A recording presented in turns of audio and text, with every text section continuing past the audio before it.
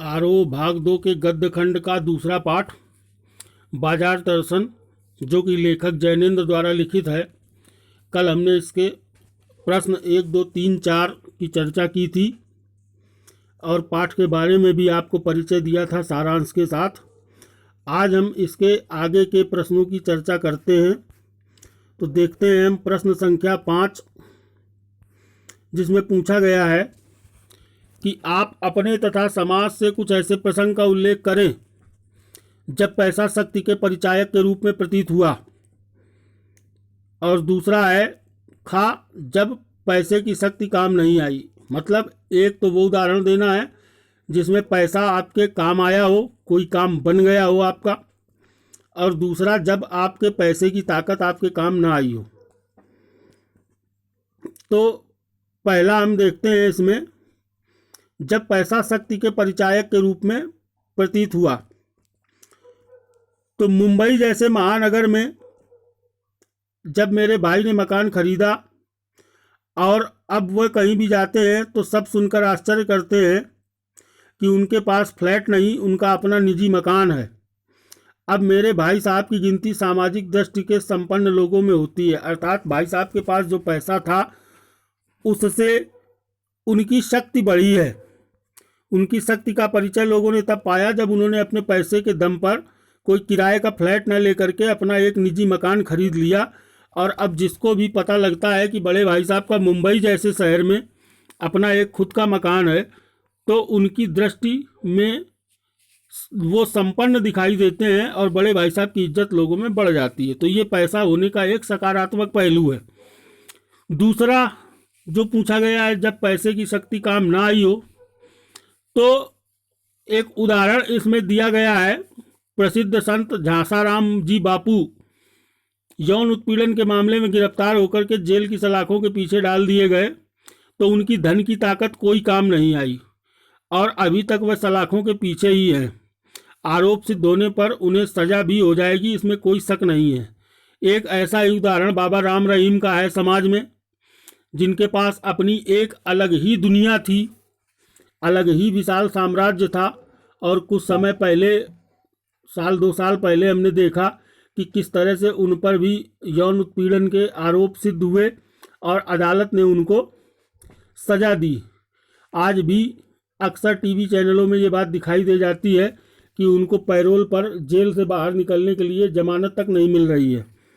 अर्थात एक बार उन पर केस सिद्ध हुआ तो अब वो जेल की सलाखों के पीछे हैं, जबकि जब वो दुनिया में थे तो उनके पास अथाह संपत्ति थी। बड़े बड़े फार्म हाउस, बड़ी बड़ी महंगी से महंगी फिल्मों का निर्माण वो करते थे, बड़े से बड़े उद्योग उन्होंने लगा रखे थे, विभिन्न प्रकार के मैसेंजर ऑफ गॉड के लेवल से वो जाने कितनी महंगी चीज़ें बेचते थे। बड़ी से बड़े होटल, बड़े से बड़े स्कूल, अस्पताल, जाने क्या क्या उन्होंने अपने पैसे से बना रखे थे।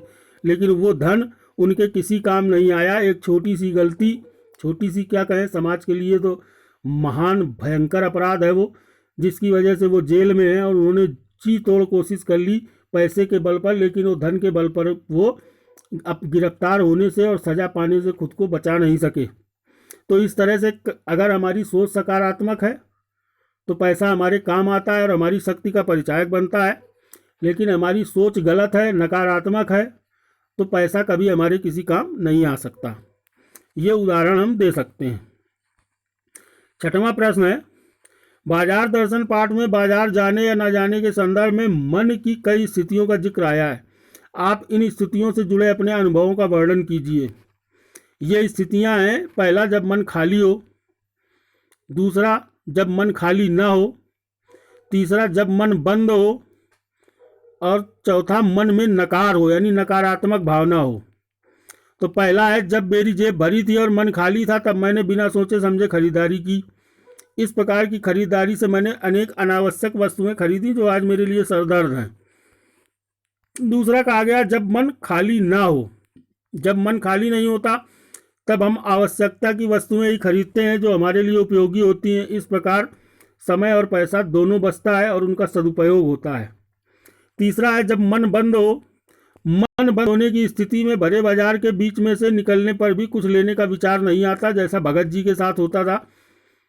कि वो भरे मन बंद करके बाजार से निकलते थे और केवल अपनी ज़रूरत की जो चीज़ थी, काला नमक, वही जीरा लेकर के लौटते थे। बाकी और कुछ भी खरीदने लेने का विचार उनके मन में नहीं आता था। अगला है, जब मन में नकार हो, नकार माने नकारात्मक भावना हो, तो मन में नकार होता है तो कोई भी चीज़ आकर्षित नहीं करती। व्यक्ति प्रत्येक चीज़ में शंका करता है क्योंकि उसका दृष्टिकोण नकारात्मक रहता है। ऐसी स्थिति में घर से बाहर जाने की इच्छा समाप्त हो जाती है और बाजार कोई प्रभाव नहीं डाल पाता। 7वां प्रश्न है, बाजार दर्शन पाठ में किस प्रकार के ग्राहकों की बात की गई है? आप स्वयं को किस श्रेणी का ग्राहक मानते हैं या मानती हैं? लेखक ने इस पाठ में अनेक प्रकार के ग्राहकों की बात कही है। जैसे कुछ ग्राहकों को अपने पैसे का घमंड होता है, वे केवल अपनी परचेजिंग पावर दिखाने के लिए बाजार जाते हैं और ख़रीदारी करते हैं। जबकि कुछ अन्य ग्राहकों में संयम होता है, बहुत देखभाल करके ज़रूरत की चीज़ें ही खरीदते हैं। मैं अपने आप को अंतिम श्रेणी के ग्राहक के रूप में स्वीकार करूंगा, क्योंकि बाजार जाने से पहले मैं अपनी आवश्यकता की वस्तुओं की सूची बना लेता हूं और फिर बाजार जाकर उसी सूची के अनुसार खरीदारी करता हूं। एक भी फालतू की चीज़ नहीं खरीदता और अपने लिए आवश्यक चीज़ें ही बाजार से खरीदता हूं। 8वां प्रश्न है, आप बाजार की भिन्न प्रकार की संस्कृति से अवश्य परिचित होंगे। माल की संस्कृति एवं सामान्य बाजार और हाट की संस्कृति में क्या अंतर पाते हैं? जो मॉल होते हैं बड़े बड़े, उनमें और जो सामान्य बाजार होते हैं छोटे जगहों के, उनमें क्या अंतर है? परचेजिंग पावर आपको किस तरह के बाजार में नज़र आती है? तो मॉल की संस्कृति और सामान्य बाजार एवं हाट की संस्कृति में प्रमुख अंतर ग्राहकों के स्तर और उनकी क्रय करने की शक्ति में होता है। मॉल की संस्कृति में लगभग सभी प्रकार की वस्तुएं एक ही जगह पर मिल जाती हैं। या वस्तुओं की कीमत भी अधिक होती है। ग्राहक भी पैसे वाले वर्ग के होते हैं, धनी लोग होते हैं, अतः वह महंगी कीमत पर भी वस्तुएं खरीदने को तैयार हो जाते हैं। सामान्य बाजार में सामान्य एवं मध्यम वर्ग के लोग ही आवश्यकता की पूर्ति के लिए जाते हैं और उन्हीं की ज़रूरत की चीज़ें मिलती हैं। हाट में निम्न आय वर्ग के ही व्यक्ति जाते हैं और अपनी आय के अनुसार ही सामान खरीदते हैं। अतः परचेजिंग पावर मॉल में दिखाई देती है, हाट में नहीं या बाजार में नहीं। अगला प्रश्न है, बाजार दर्शन पाठ के लेखक के अनुसार कभी कभी बाजार में आवश्यकता ही शोषण का रूप धारण करती है। क्या आप इस बात से सहमत हैं? तर्क सहित उत्तर दीजिए। बाजार ग्राहक की आवश्यकता का भरपूर शोषण करता है। जिन चीज़ों की मांग बढ़ जाती है तो बाजार भी उन्हीं चीज़ों के दाम अधिक मात्रा में बढ़ा देता है तथा वस्तु की पूर्ति में कमी भी ला देता है। इस प्रकार बाजार मनमाने ढंग से लूट मचाने लगता है। सभी कुछ समय पूर्व सब्जियों और दालों तिलहनों के दाम में भारी उछाल आया था। इसका कारण मांग अधिक और पूर्ति में कमी थी। आजकल भी कोरोना संकट चल रहा है, जिसके कारण कई जगहों में सामान कम पहुंच पा रहा है बाजारों में और दुकानदार मनमानी कीमत अपने ग्राहकों से वसूल रहे हैं और ज़रूरत का सामान जो ग्राहक लोग हैं वो मुँह मांगी कीमत पर ही ला रहे हैं। इससे ग्राहकों का नुकसान हो रहा है। 10वां प्रश्न है, स्त्री माया ना जोड़े। यहाँ माया शब्द किस ओर संकेत करता है?